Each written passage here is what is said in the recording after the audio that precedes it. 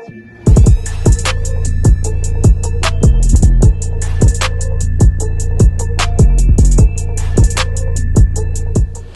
what's going on everyone? Richard Razor Sharp here with another video, and today I'm going to show you something that I want to show you for a while.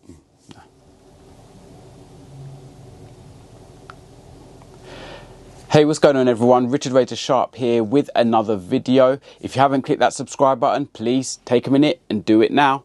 But I want to show you guys today some of my old clippers. I actually went up into my loft and found a bag with some of my old clippers. If you haven't already seen the video that I released recently showing the Babyliss Pro 4FX clipper, a clipper that very few people, as far as I'm aware, have seen and owned, you can just click the link that you'll see in this video and see that one. But I thought, you know what, let me pull out a few other clippers that I've owned over the years. All of them are corded clippers, so I thought let me just take you through some of the clippers that I did used to use regularly. Now they're not really getting much use, but I still keep them about because you never know when they'll be needed again. So I'm going to just show you a few things here, 3 different clippers.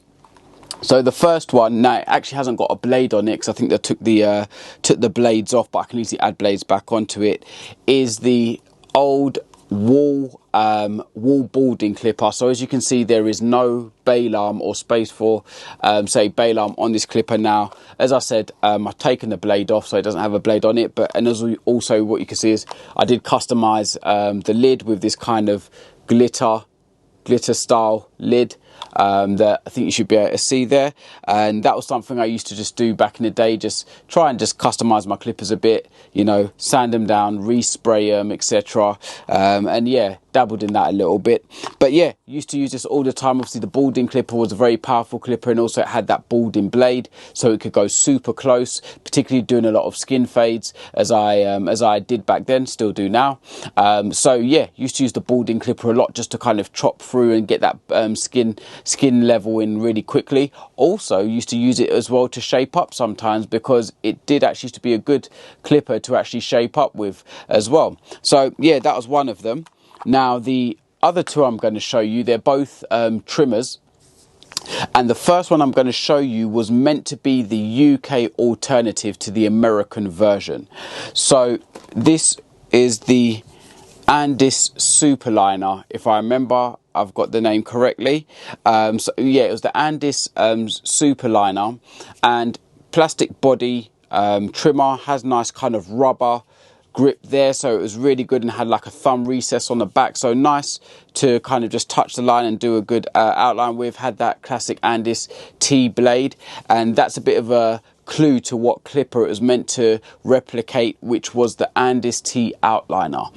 So this was meant to be the UK version, came with a UK plug, as at the time you couldn't get the Andis T outliners in the UK with a UK plug. You had to buy it with the US plug, then get the a proper converter that could have an adaptive voltage adapter so that it could operate at the right level and work well. Many people bought T outliners from the US and then tried to just use a standard converter, and it didn't work. It would be super loud because the voltage was not being adjusted to a US voltage.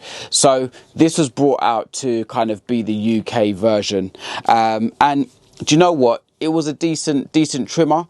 I felt it wasn't as powerful as a T outliner, but it still delivered good lines. You did have to be a bit careful with it, adjusting it. It was quite a hard blade to adjust to get it right where it hit properly without, say, being too sharp to cut someone's hairline.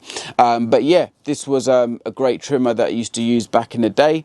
And then the third clipper was the actual T outliner. Eventually, a number of years ago, Andis did release it. I don't even think it's that long ago, maybe about 5 years ago.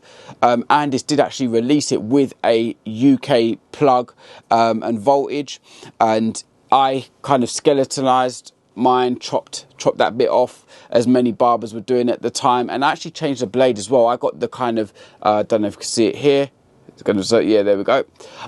I used the narrow blade, the narrow Andis blade, with this trimmer with my T outliner. I loved that blade. Thought it was great for doing my shape ups, etc. And I mean, we just know what T-Outliner could do. It's just a legendary clipper, and yeah, loved using it. But now, so it's gone cordless, so it hasn't had any use for quite a while, but I always keep it about because you never know when it will come in handy again. But out of interest, I don't know if any of you guys have still got some old clippers lying about, whether it be in a cupboard, in a loft, in a basement, that you just keep in storage because you never know when it might be needed again. But if you do, let us know in the comments what clippers are you still holding on to that may make a comeback at some point. But those are a few of mine. But until next time, guys, take care of yourselves, and I'll see you soon. Peace.